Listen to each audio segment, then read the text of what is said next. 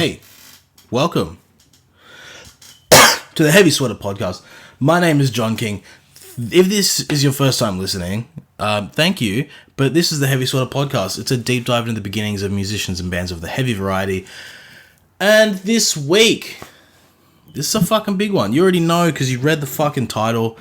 This is the first ever international guest of the Heavy Sweater Podcast. So that's fucking real cool. I want to thank Joel from Aviana for being on the podcast this week. Such a fucking nice dude. He is so nice.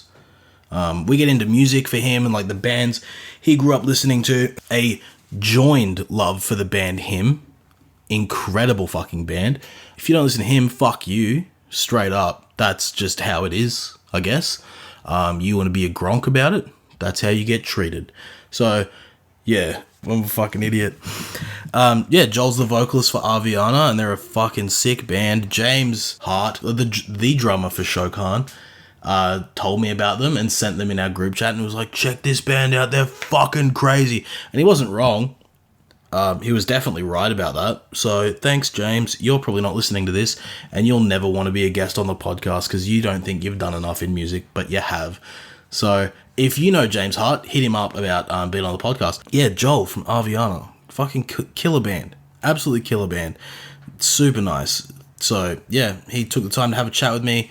We get into music, his journey to Aviana, his journey in Aviana now. And yeah, it was fucking sick. So with all that being said, it's Sunday, and you know what that means.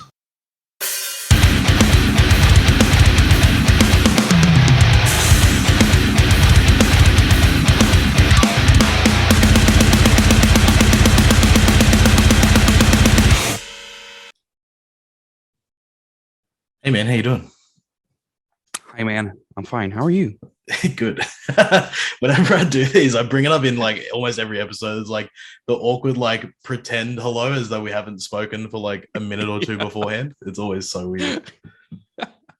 You have to sound like so genuine as well. Yeah, I gotta be professional. It's like realistically, I'd probably just be talking shit if not. Yeah. But yeah, that's good that you're good. We're a couple of tired boys about to smash out a conversation. Yes. Sick. And I'm eating yogurt. So yogurt. Fuck yeah. Sick. What flavor? This is strawberry, I think. Sick. Is it like actual strawberry or fake strawberry?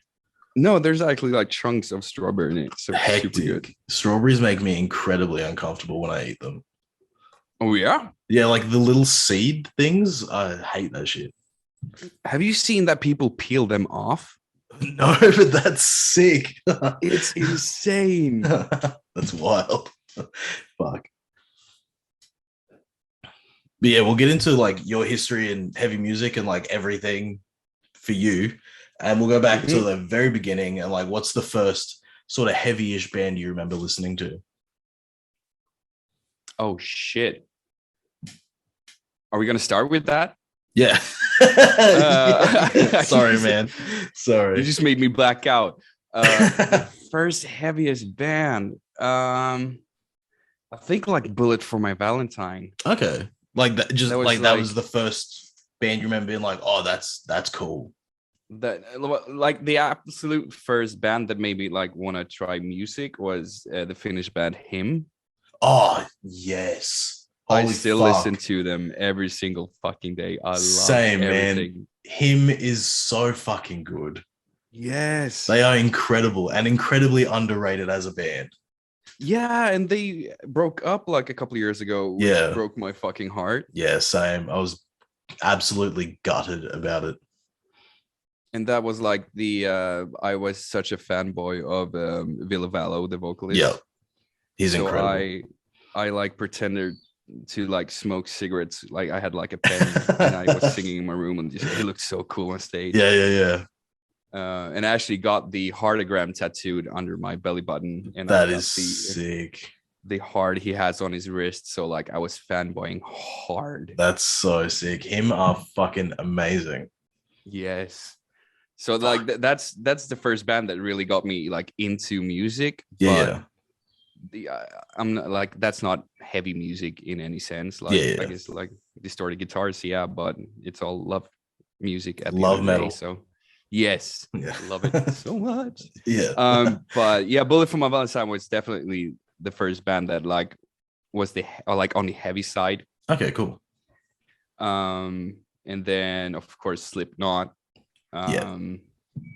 Because like I had a lot of friends that listened to like Marilyn Manson and stuff like that, and I was like, Yeah. that's too hardcore for me. It's so weird. Like, Yeah. look at that guy. Yeah, he's pretty hectic looking, especially like I'm guessing around that time it's like the Poison, Bullet for My Valentine, and like Volume 3 Slipknot. Yes. Yeah.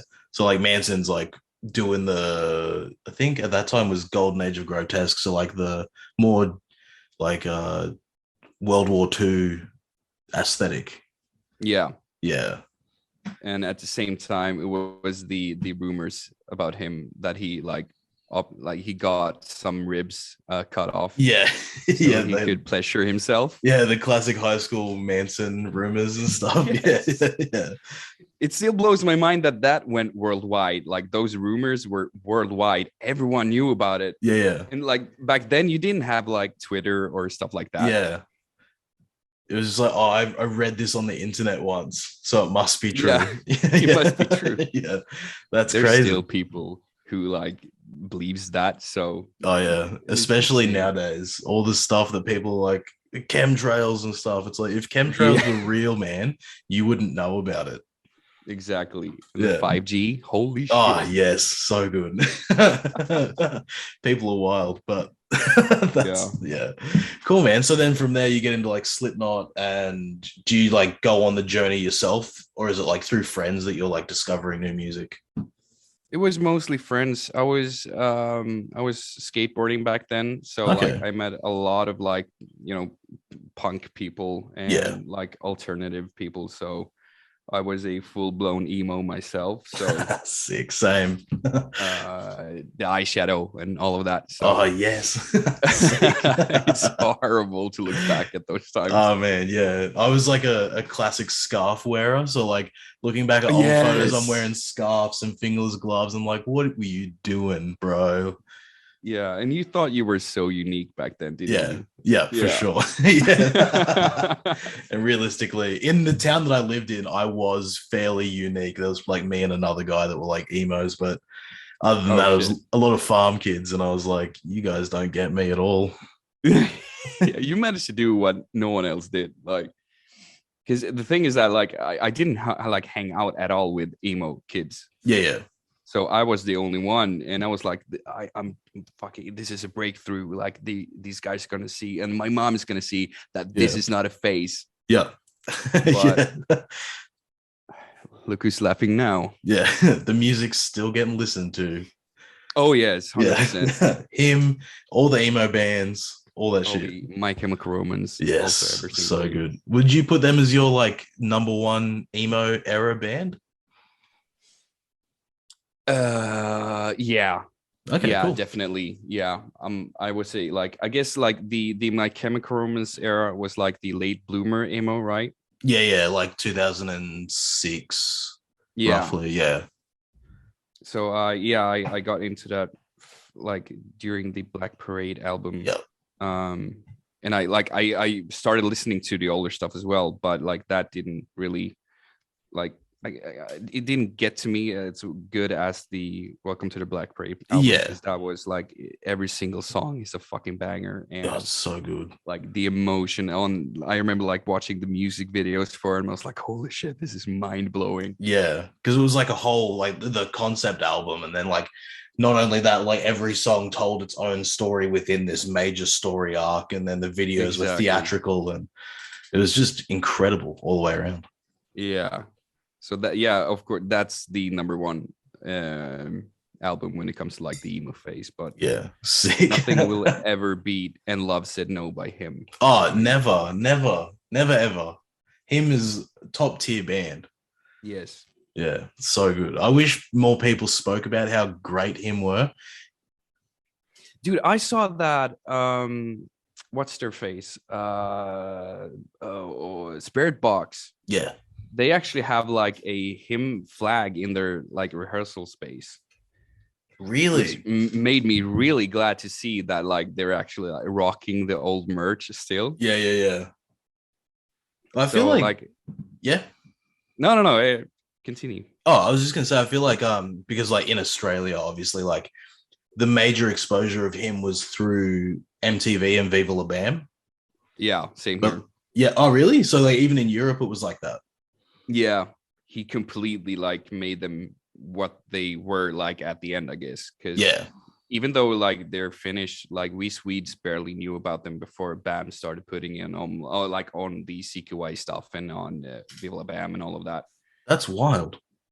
Yeah, it's insane. I've never seen them actually live. Me neither. They played there was a festival in Australia called Soundwave like a couple of years ago, and they played the second last one, and I just missed their set, and I've never regretted anything more in my life.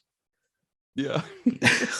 Yeah, I was like, I should have fucking seen him. Like, but at the same time, I saw the Ghost Inside and Motionless in White, so I was like, it evens out. Okay, yeah, that's fair. yeah.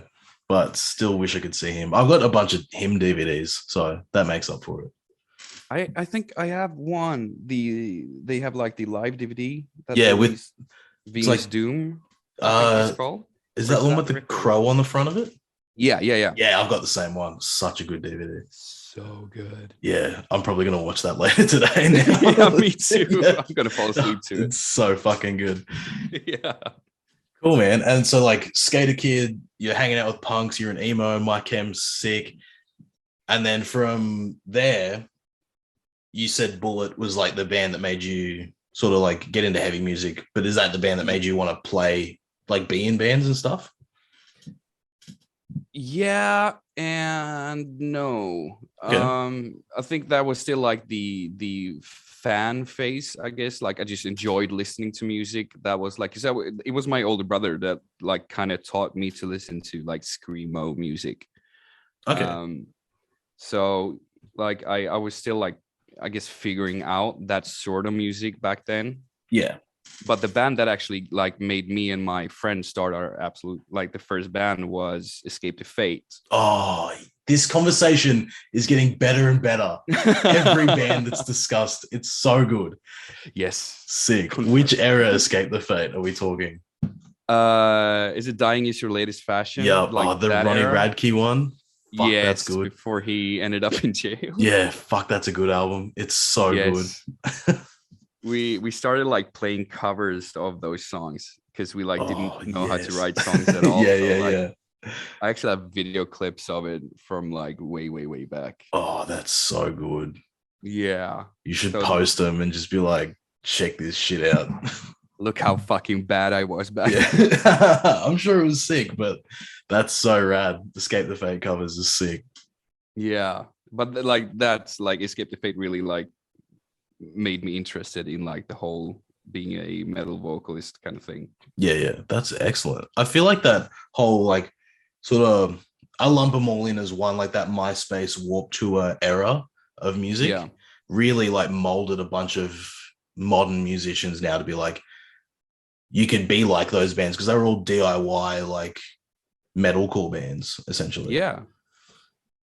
And it was so cool to like, because you could see like this whole generation starting to actually embrace, especially like live music. Yeah. Because like, of course, there's always going to be like a bunch of bands that are, you know, they're popping up, they're doing their thing for a year and then they disappear. But yeah. At that point, like so many bands started making music because they got so fucking inspired by that kind of music. Yeah. Definitely. And I think it's because like the imagery that came along with listening to that music, it kind of like helped with the social frowning upon of looking that way. Yeah, 100%. Yeah. Well, sick. So that's one band that actually like, especially when you're like saying it like that, like it could help the frowning upon. Yeah. Was it Pierce the Veil? No, Pierce the Veil. What's it called? Andy Biersack's band. Oh, Black Veil Brides. Black Veil Brides. When that first song came out, oh, the best. It was like Knives and Pens. Yeah. Like that was like whenever emo was like, I mean something. Yeah. I'm gonna be something. Like. Yeah. But I yeah. definitely fell victim of that. I was like, oh yeah, I can be a musician and I will be successful. Yes. Yeah. Yeah. That's sick. That's so good. We have so much like music taste in common. It's so crazy. That's wild. It's so funny because like nowadays when I like get into new music, like I never listen to metal that much anymore. Yeah, yeah, I'm yeah. I'm just such a like I listen to pop a lot. I just heard Charlie Puth's latest song. Okay, Charlie Puth The is so sick. yes, Just the like light the switch song. Oh yeah, my yeah. god, I'm jamming that every day. Sick. So When I good. found But out he like had yeah, no, but like back then, like it was all about the metal. So yeah, yeah. it's funny how you change as well. Yeah. No, like I think like it's more like I think because that was like our era of growing up, like being Yeah. teenagers and stuff. But before that, it was like a time period where on the radio you could hear Slipknot and then the Spice Girls and then Limp Bizkit. It's so insane to think that that could be a thing back then. Yeah. And like it's sort of like now we have the choice to listen to whatever we want, whenever we want. Like we don't really need radio. So it's like Yeah. you can listen to like Slaughter to Prevail and then Charlie Puth, like straight Yeah. after each other. But like I was amazed that he has perfect pitch and like how good of a vocalist he is outside of a recording studio, just like live raw vocals. He's insane. So good. I watched an interview with him when he was like, yeah, I didn't know how to sing. Like, I guess that interview was a couple of years ago, and he was Yeah, like, yeah. yeah, 2 years ago, I didn't know how to sing at all. That's And insane. the interviewer was like, why did you learn to sing? He was like, I wanted to earn some money. It's like, holy shit. Well, you're the most famous pop artist out there right now. Yeah, yeah. That's insane. Because I think he was a YouTuber before being a musician. Might have been, yeah. Yeah. Or if it was like a Vine thing or Yeah. Oh, like Vine. something like, dude, I miss that app so much. Yeah. Just like I like watch Vine compilations every now and then, and they make me laugh so hard. Yeah. Just the stuff like, people would do. TikTok like is I hated it at first, but Yeah. the algorithm has kind of figured out what I like, so I'm actually enjoying it now. But it's sick. never going to be the same as Vine, dude. No. Vine was so good. It was wild. Yeah. So those Escape the Fate, those sorts of bands pop up for you, and then you start being in bands. Was that when you were in high school still, or was it like when you were out of high school and you like start to get into the scene from there? I think we started the first band when I was like 14, 15. Okay. Might have been wrong. Yeah, because I was allowed to ride a scooter, so I must be Sick. 15. So yeah, we were just like only covers, like covers of Escape the Fate, covers of Green Day. Yeah. Just like we trying to figure out like how to play instruments. And it was so unfair because my friend, he's one of these like asshole talented people. If you put an instrument in his hands, he's gonna know how to play it in like 15 minutes. Yeah. And like both my brother and my dad were drummers, so like I knew how to play like if 4x4 beats, but besides that I didn't know shit. So I tried out the guitar, I tried the drums, the bass, and then was like, hey, I'm gonna be a vocalist. That was that. And it did not work out. Holy shit. Back then when YouTube wasn't a thing and you tried to learn how to scream, dude, like my voice was blown out for weeks. And at 14 you're also like going through puberty at the same time. Yeah. So you're just putting extra strain on your voice. Yes. Brutal. But it was a fun time. Like it was, I don't think it's like as special nowadays, because like you have so much information and you can learn stuff so quickly, which is super great. It's a super good thing to have, like YouTube or Google or whatever. But back then, like it was so much, like you said, like DIY, like you need to learn stuff by yourself. Definitely. I think like being in a band when you're that young is like more pure than when you're like older, because like you're just a kid that's like, I give so much of a shit about music that I want to play music with my friends. And then you get older and you get fucked over a couple of times and you're like, all right, I know what not to do now. Yeah. That's my fucking life story right there, dude. Insane. Still at 27, I'm like, oh, I probably shouldn't do that. Yeah. Yeah. I'll learn next time. That's crazy, man. Same story over and over again. Yeah, for sure. And then so like that band happens, and then from there, like what was the Swedish like heavy scene like when you were coming up? It was super good right when I first when I started my first band. Yeah. Because like we had shows, not like my band, but we had shows like pretty much all over the place in Sweden at that point. Like the metal scene was booming, and like I think that was when Asking Alexandra came out with Stand Up and Scream, so everyone sounded like that. Yeah. The crabcore, like the EDM. Yes. Yeah. I missed that time. So I still listen to the first Attack album all the time. Yes. It's so good. I love it so much. No, but like like the music scene was good for about 2 years. Okay. And then like I guess it hit the fucking fan. Like no one went to shows anymore. It wasn't a thing anymore to do it. So like no one just everyone just stopped for some reason. You had like these 10 people who came to support your band that, you know, they became your friends because it was only them at the show. Yeah. So I guess it was good for a couple of years, but like smaller bands now in Sweden can't really play shows anymore. Like they have to support something bigger to be able to like get a crowd. Really? Yeah, and it sucks. Like I feel so bad for smaller bands nowadays that are like so many talented musicians popping up in Sweden in the metal scene right now. Yeah. But no one's getting recognition because like the Swedish scene is kind of dead. Like that's why everyone is trying to, you know, make it in Germany or in the UK or in America. Well, I think like when I was younger, because I used to like read Metal Hammer religiously. Yeah. And like the perception was like all of Europe is like huge into metal. Mm-hmm. But it really was. Hearing that, it's kind of like that like kind of sucks it on a local level. Like it's hard for bands to like get up and running and get off the ground. Yeah. Because like I don't know, like I knew like so many good bands. Like I don't know if you ever heard of them, like Into Himo. No, but they sound sick. That's a cool name. They were insane, and I think they did a reunion show like 3 years ago, and it was so cool to see them again because they were the big thing in Sweden. They were like, it was them, Adept, if you know them. I think I've heard the name. Yeah, they were actually super big back in like 2012, but they made it in Germany, so they were like hanging out over there all the time. Oh, okay, yeah. But yeah, there were so many like smaller bands that were super talented, had like actual unique sounds. But when the scene started dying out, like they didn't want to try to even like get shows going anymore because they knew what they were expecting. Yeah, that's unfortunate, man. Yeah, that sounds like the scene in Brisbane a couple of years ago was like that, where like the only time people would come to shows is when like an Amity Affliction or like a Thy Art Is Murder come through town.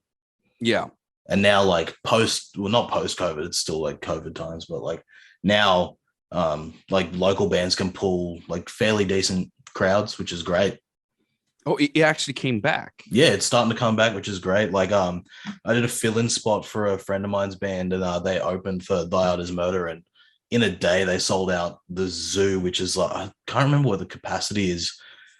I think it's like 1,000, if not over 1,000 in a day, sold out a show. Holy shit. Yeah, it was insane. I really hope that that's going to happen. I doubt it, but it would be cool if it happened in Sweden as well. I hope it happens everywhere. Like more like heavy music, local communities would be excellent. Yes. And then, so we'll get back into your journey through music opposed to scene talk. Yeah, I'm sorry for just fucking rambling on. No, man, don't be sorry. It's all good conversation. I think like from doing the podcast as long as I've done it now, like I think people like that, like almost like behind the curtain look, like just two musicians talking like they would in a green room. Yeah. Which is like we just talk about how sick bands are and how cool shows are. That's always the conversations backstage, actually. Yeah. It's like, oh, I played this show, it was fucking sick, and like that's as far as it goes. Yeah. But Aviana, in Australia, we say Aviana, but I've heard you say Aviana. Yeah, I say Aviana. Yeah. Well, but I'm actually starting to think that I'm the one saying it wrong because everyone says Aviana. No, it's your band name. You say it however you want, man. But you start Aviana, and what's the journey to get to the starting of that band? Oh shit! It's a long journey because I was in a band called Walking with Strangers. Okay. And I was no, we were touring Europe, and our drummer had to go back home like halfway through the tour. I think it was like a month. Okay. So we contacted this guy Nick, and we asked him like, "Hey man, he's a super talented drummer," and I was like, "Hey, do you just want to hang out like for 2 weeks?" And he comes along, and he's super nice, super down to earth, love the guy to pieces. And he actually talked to me like, "Hey man, I'm creating my own project, which is called Aviana. Like, do you know any good vocalists that might like want to fit? We have this and this sound kind of going for us." And I was like, "Well, I can just check around." And I knew the guy Marcus Veek. Okay, yeah. Who's in Animate now. And I told him like contact him because like he's super talented vocalist and he's a super nice dude. So that was like the actual start of Aviana, which I just had like just a pinky, just having fun there. Yeah. Trying. And then they released the first album, and they went separate ways. And like we know, Marcus joined Invent, and Nick came to me and was like, "Hey dude, like what's the status on Walking with Strangers? Like, what are you guys doing?" And like, I was pretty much just done with music at that point because I was just at a really bad place. Yeah. So I was like, "Well, not really anything." And he was like, "Well, I can send you some demos if you like want to see what we're doing at the moment." And I really loved those demos, and I started recording the same day or the day after, I think. That's sick. And then I was living in a town called Norrköping, which is like an hour and a half away from Stockholm. Okay, yeah. And the other guys lived down in Gothenburg, so like I had to travel down here to go into the studio with them, just like talk like plans and you know what the future is looking like for them. Yeah. I went on 2 secret shows because they didn't want to announce a vocalist. Okay. Before they like really knew who to pick, because I think they tried out 2 different ones before me. Then I had to tour Japan and not post anything on social media that I was in fucking Japan. Like, I love that country so much. It's so cool. Yeah. And I wasn't allowed, so I'm just doing like a lot of throwbacks nowadays because I'm like, "Hey, look, I was in Japan." Now you can talk about it. Yeah. And then like I guess that's like how I got into the band. When you know, just friends and people helping people, I guess. Yeah, just being like buddies with people and like falling into the right situation. Yeah. I mean, this is my 4th band. Yeah. Like you said before, like trial and error, but you're still doing like the same fucked up mistakes every time, and you end up like not wanting to do music. Yeah. You get super jaded super quickly. Yes. Yeah. But it's all about like how badly you want it, how much shit you're gonna eat to get what you want out of it. I mean, like, even though if you're in a bad place, like at some point you're just gonna fall in love with music again, because like it's around you all the time. So if you're a vocalist, you're gonna sing. Like I sing everywhere I go. I'm really fucking annoying in that kind of sense. But I mean, it's hard to let go when you've like been in that kind of life, because it's like it's a fun lifestyle. It is. And like when you've been doing it for so long, because like you doing it at 14, I was about the same age when I started like joining bands and like getting with friends and jamming and stuff. It's like it's almost the only thing you know. Yeah. Or the only thing that sort of just makes the most sense. because you always like think about it. That's the weird part. Like it becomes because a lot of people are like, okay, are you earning money on it? And like, well, at the start, no. And I like, especially this kind of music, you're not gonna earn that much like from streaming and stuff like that. But it's your life pretty much, and you can't really escape it, which sounds horrible, but it's nice. No, I think like it definitely, like, if you're into it on that level of like you want to do it so badly, it becomes an obsession, and it doesn't matter how much you can monetize off of it. It's all about passion. Yeah, 100%. Which is sick. I love that shit. And then so you join, and then Epicenter comes out. Yes. That's your first release with Aviana. Yeah. Sick. And what was like, you went into it a little bit, but what was like the writing process like going from your previous band to Aviana? It was kind of the same, because in every band I've been with, like I'm horrible at writing like instrumental parts. Yeah.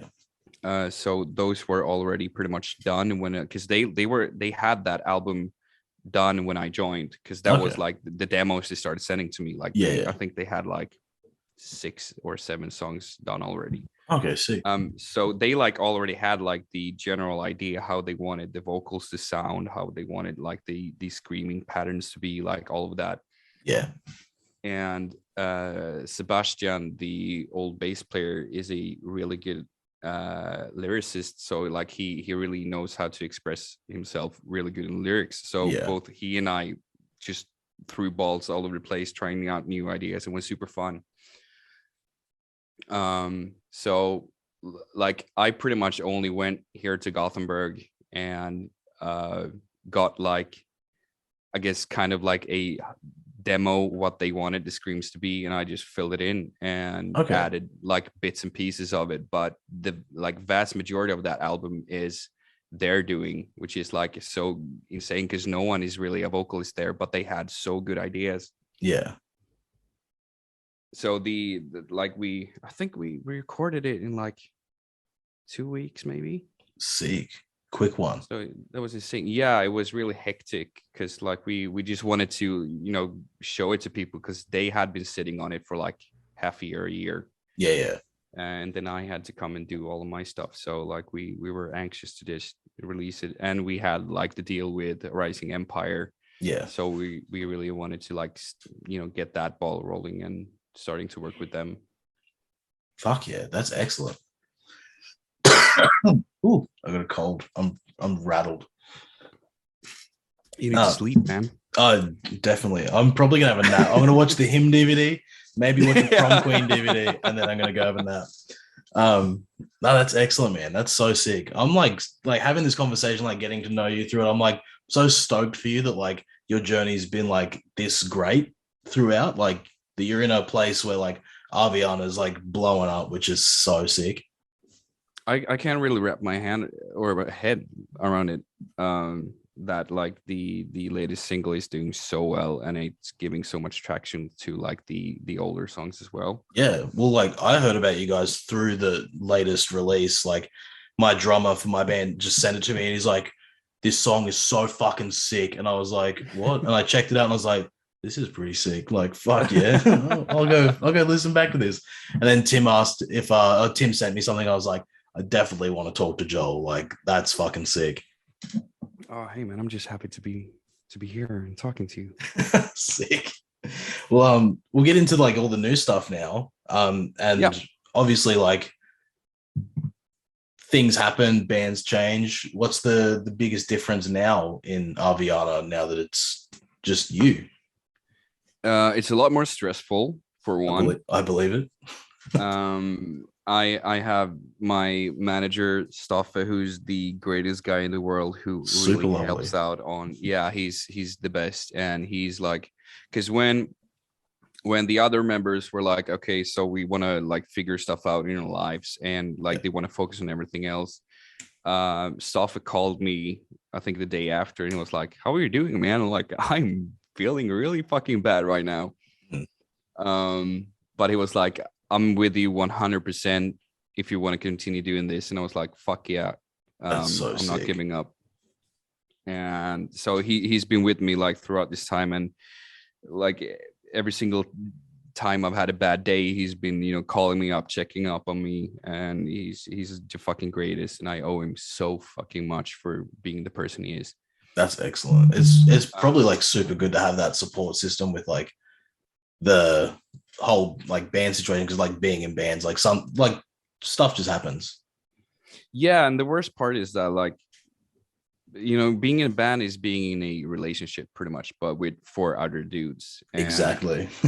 like these are people you hang out with a lot, and you talk with, like you're always talking with them, either if it's like on texting or you're on a Skype call or whatever, like you're always talking to these people, and not talking to them anymore, it's just like it's your best friends, like they have something else they want to focus on, of course, like I respect that 100%. But it's like, it's sad in a way, and it's heartbreaking in a way, but there's no bad blood, and we still love each other. So That's excellent, man. I love hearing shit like that when like just everybody's like just cool with each other. yeah, I mean, like, I know that Marcus started his side project. I think it's called Dead Waves, and it's super cool, like kind of like corn music. Super cool. He writes everything by himself. He's super talented. Sick.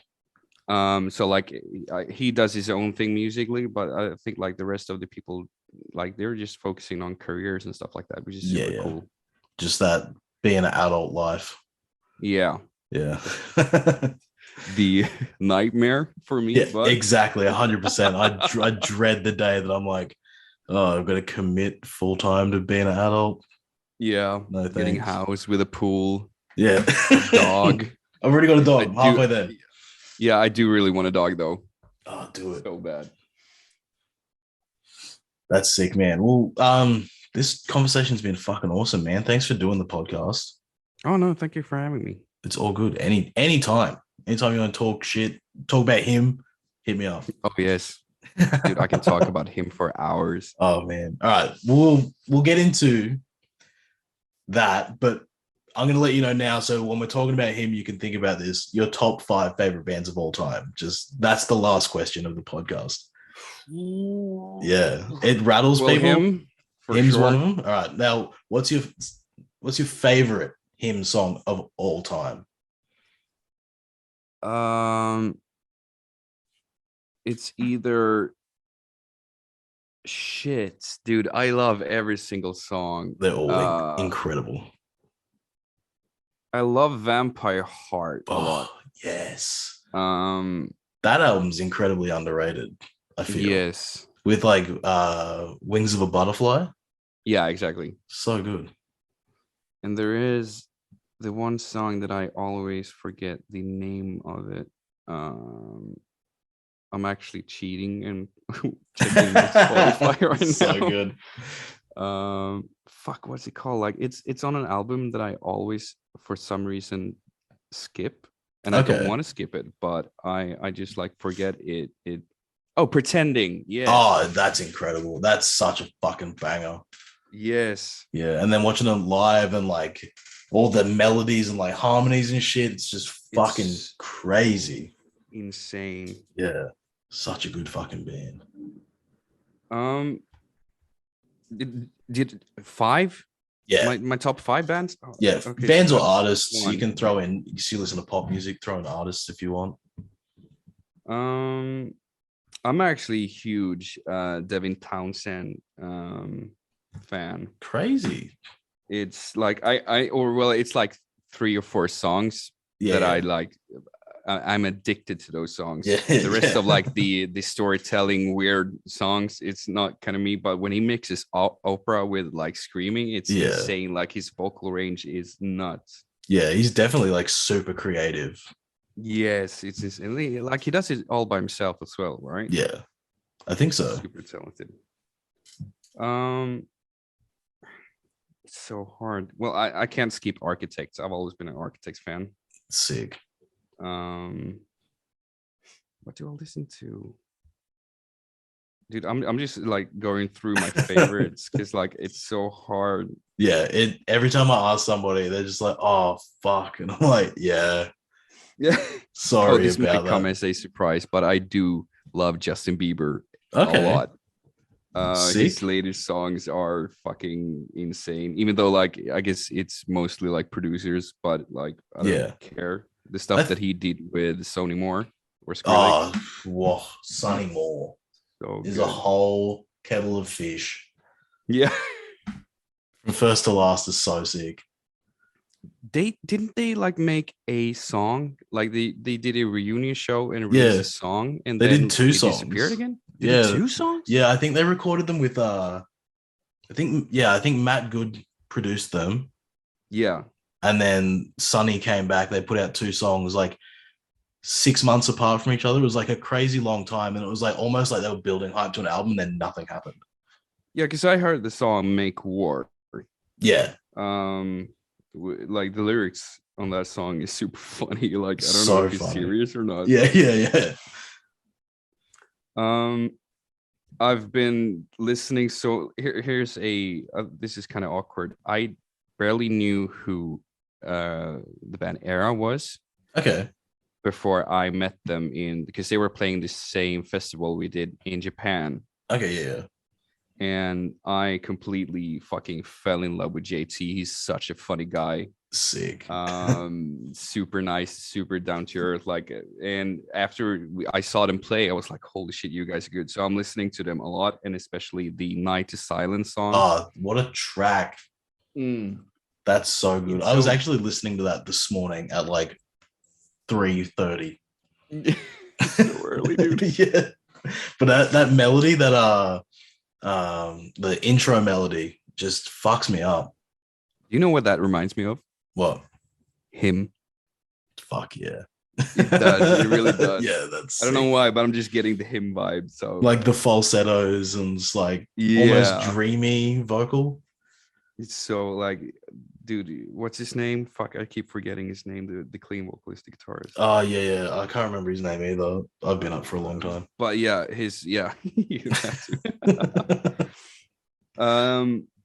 and for the past like I guess 4 years, I've been listening nonstop to Don Brocco as well. Okay, fuck yeah. They're popping up in a lot of people's top 5 favorite bands.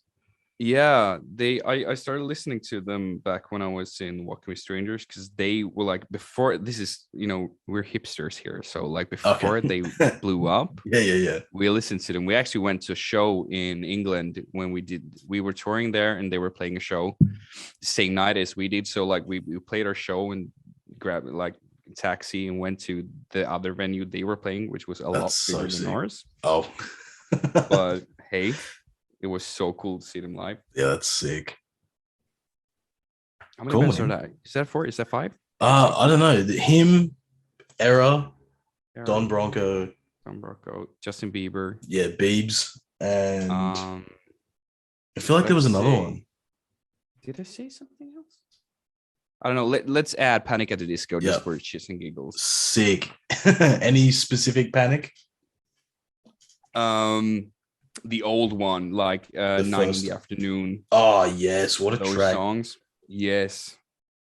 Yeah. Like I like the new stuff as well, but it's maybe too mainstream. Yeah, I get that. I like when they were smoking weed and just writing weird songs. Yeah, a little strange, like very strange music. Goldfish in their music videos and shit. Yeah, super weird.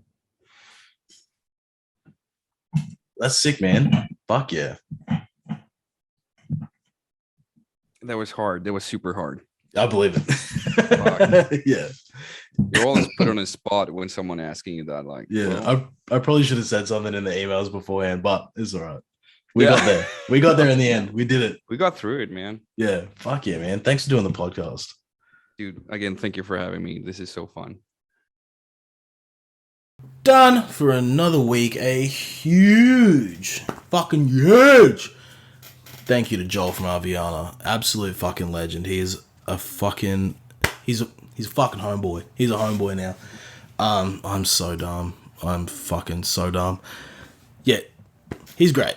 Don't listen to me, but do listen to me. He's great.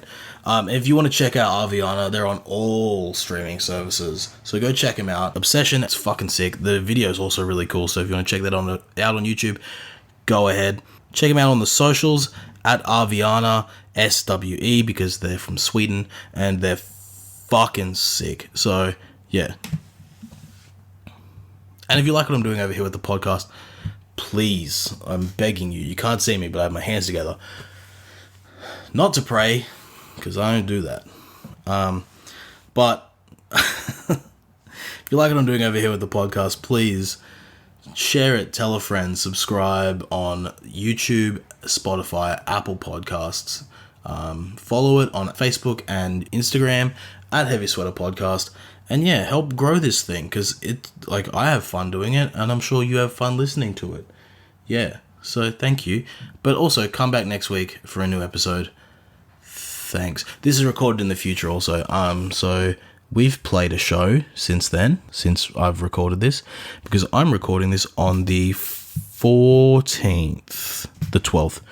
I'm a fucking idiot. I'm recording this on the 12th of February.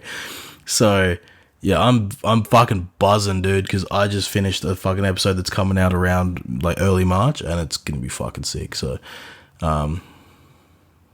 yeah. Shows were great. Let's hope I didn't get COVID again, huh? As a collective unit. If I have, I'll let you know. Yeah, thanks for listening this far, because now it's just the rambling times. This is Heavy Sweater After Dark.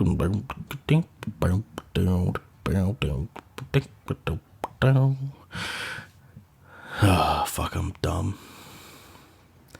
Anyway, come back for a new episode next week.